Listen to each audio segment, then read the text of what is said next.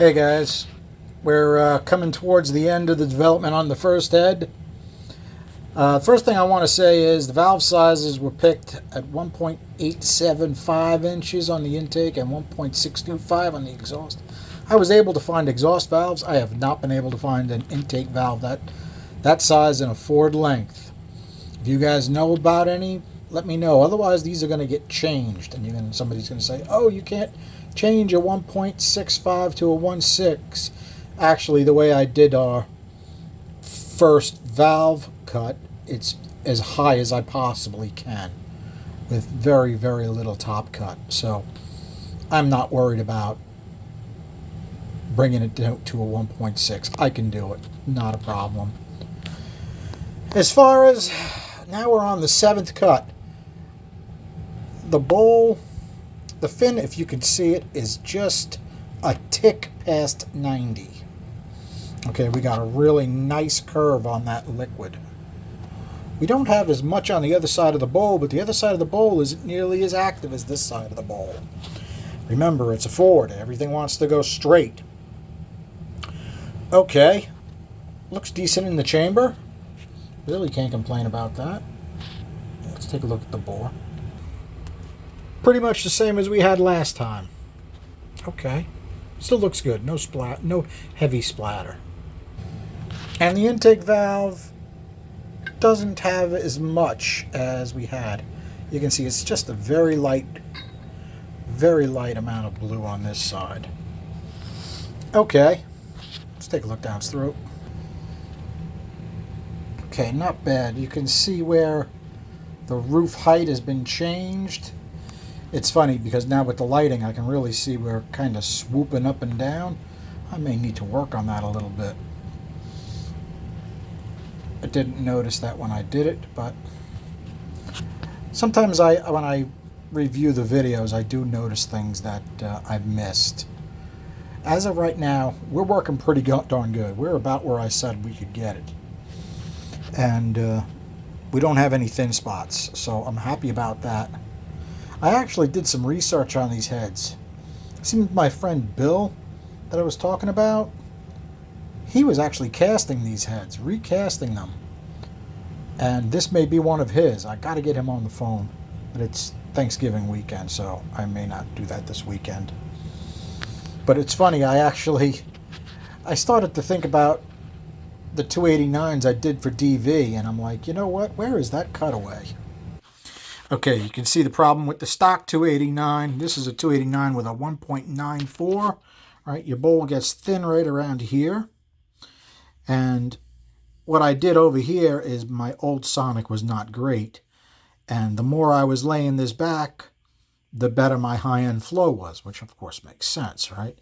Until I ruined the head, and then it became a cut-up. But today I was looking at the exhaust. Notice how thin this bowl is. They didn't really change it much in this C6FE head. But I was interested in how much meat is above the guide. You see the way I smoothed this all out? It doesn't have a boss in anymore. And this exhaust went really well. It was 180 plus this exhaust with a 1.6 on it. So I'm like, if I can do it on the stocker, I should be able to do it on this if I'm careful. As a matter of fact, the outside wall on these heads was way thicker than it is on these heads. Cannot blow out the side of the bowl like it would really help. Okay, looks like a loser. But in this application, it may not be. Okay, this is our sixth cut. Remember, we had a lot of noise. Right around 500, 600, losing it across the short side. Had to do more work to the short side. Had to widen it. Had to give it a little more layback. Got to be careful of the thicknesses. How'd we do? Minus, minus, minus, minus, minus, plus, plus, plus. We're nice and smooth in here now. Okay, we keep going up. And if I turn the bench off and I turn the bench on, you do see 250 for a second. And then she'll mellow out. But in any case, we're in pretty good shape this way. As far as our swirl, we're in very good shape. That's a great swirl curve right there. Okay, that doesn't mean it's going to look like that when we put the manifold on, which I did to this port. Now, we did that on the unported head, the unported manifold with the carburetor on. Well, the carburetor and the manifold haven't been touched, just the head, so we can compare those fairly easily. Why don't we do that now? Okay, guys, I'm sure somebody's going to really enjoy this. This is what we had, right? We topped out 176, which is good for 360-something horsepower. I looked it up on Wallace Racing. You take a 292 and you put it in as a typical racing engine, and you give it that airflow. Now, what it says is airflow through the head. But if you go through the intake manifold in the carb and you have that much flow, it's still accurate.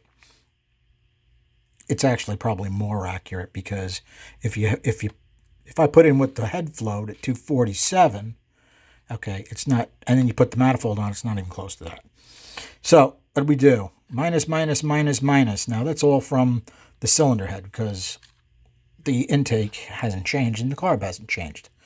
But here is where we start to shine. We got some decent gains here. We got almost 20 CFM in the area that we're going to be at.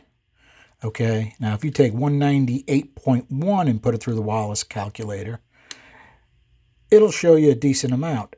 Not quite where we got to get it. We got to get more than that. But remember, the manifold hasn't been touched. Plenum hasn't been touched. The plenum is where we're going to get the big gains. Actually, I should say, I'm guessing that. I've never done that exact manifold before. Notice what our swirl curve did, right? Minus equals equals minus equals equals minus minus. This is a minus. This is actually going the wrong direction. Minus 181. Then it starts to turn the right way. Well, we're going to be running right around here, a little bit low on the swirl. I'm willing to bet that'll go up when we improve the plenum. We'll find out. All right. And before I took it off the bench, I took the tape off the one side, and we flowed 206 through that intake port on the manifold and through the head. That's not just going through the carb, it's also coming through the other manifold holes. So that gives us an idea of what it could flow. Okay, let's take a look at some airspeeds. Okay, we're going to go 6th cut airspeeds, which are these, and we're going to compare them to these. We're going to be we were flowing 237 there, and here we're flowing 241. Okay, so it's almost identical. As far as our pinch is coming to the area where I need to start worrying about it. Okay, minus plus equals. Okay, went up a little bit in the middle. As far as our roof, we gave it more area on the center of the cylinder side, and our speeds went up considerably. It's where the air wants to go. Okay, good to know. So we lost a bunch on this side. I have to think about that. Is that necessarily good?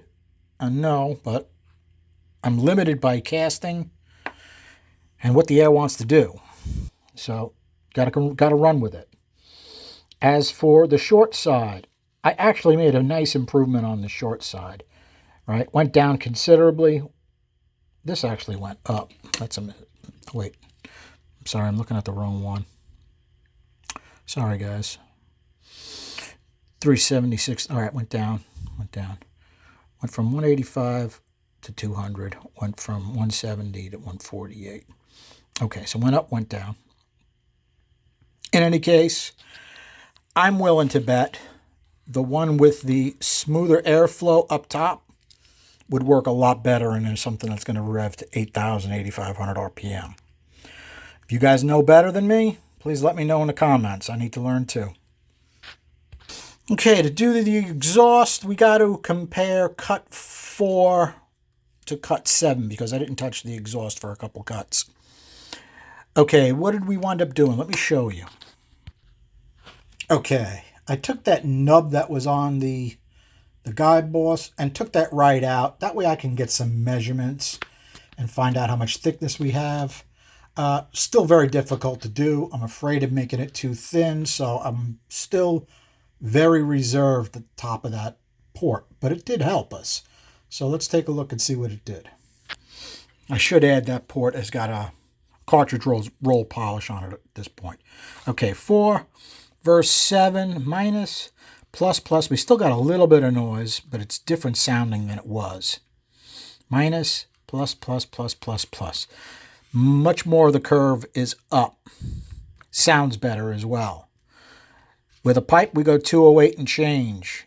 I would like to get it a little higher than that. There's no low-hanging fruit left on that. So what I think I should probably do, and I just thought of this,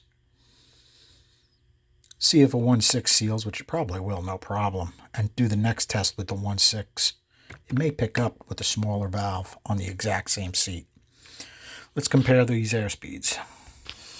Okay, 4th cut air speeds, 7th cut air speeds. Plus, plus, plus, plus, plus, plus, plus, plus, plus.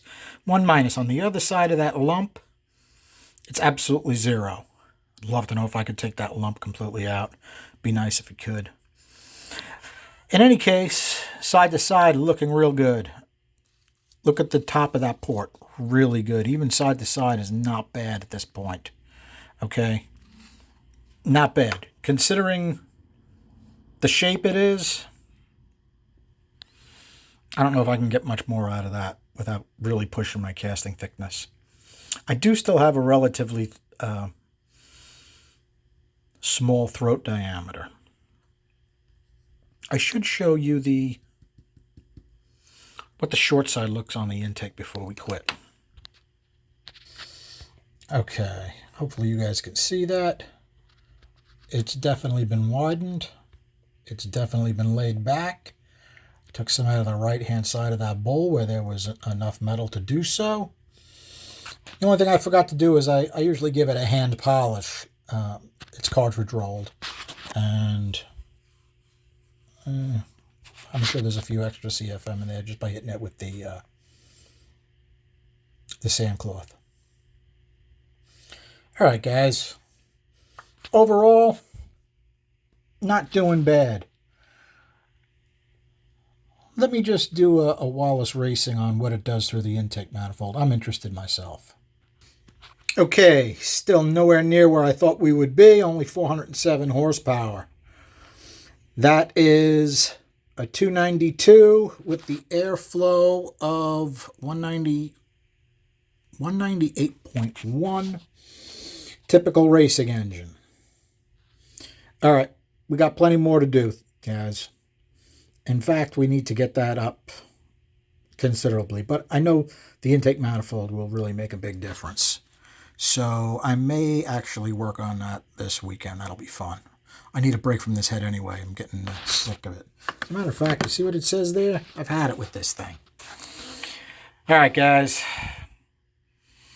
This will actually publish well after Thanksgiving, but happy Thanksgiving anyway, guys. Thanks a lot. Have a good night.